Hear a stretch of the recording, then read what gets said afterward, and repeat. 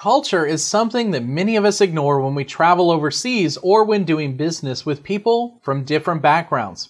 It may be polite in your culture to look someone in the eye when you talk to them. It may be normal to call someone older by their first name. It may be normal to talk over dinner with your clients. However, those normal decisions that you just made would cause offense in many parts of the world.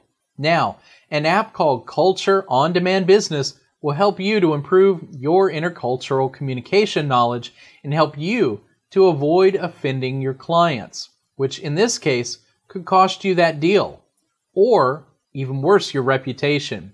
This app includes important information on how to approach business in each and every country and what communication style is best to use.